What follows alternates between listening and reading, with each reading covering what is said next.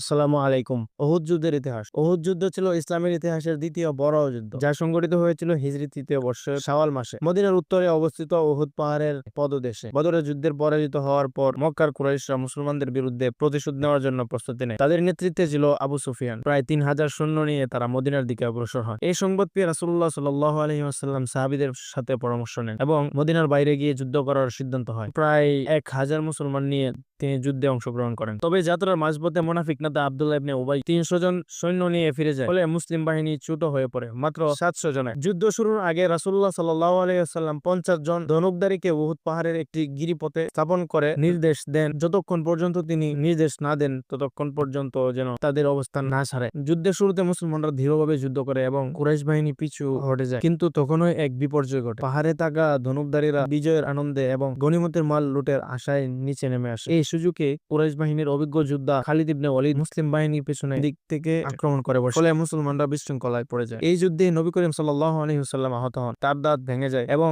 মুখে আঘাত লাগে। সাহাবীদের অনেকেই শহীদ হন। এই যুদ্ধে প্রায় ৭০ জন মুসলমান শহীদ হন। তাদের মধ্যে সবচেয়ে বিখ্যাত শহীদ হলেন হযরত হামজা রাদিয়াল্লাহু তাআলা আনহু, যিনি রাসূলুল্লাহ সাল্লাল্লাহু আলাইহি ওয়াসাল্লামের চাচা ছিলেন। তাকে ওয়াহশী নামক এক হাবশী কুরাইশদের পক্ষে হত্যা করেছেন এবং হিন্দা তার কলিজা চিবিয়ে খায়। যুদ্ধ শেষে কুরাইশরা মদিনায় প্রবেশ না করে ফিরে যায়। যদিও এই যুদ্ধে মুসলমানরা সাময়িকভাবে ক্ষতিগ্রস্ত হয়, তবে ইসলাম ধ্বংস হয়নি, বরং এই যুদ্ধ মুসলমানদের জন্য একটি বড় শিক্ষা হয়ে দাঁড়ায়। নবীর নির্দেশ মানার গুরুত্ব, শৃঙ্খলা রক্ষা, ধৈর্য ও আত্মত্যাগের শিক্ষা।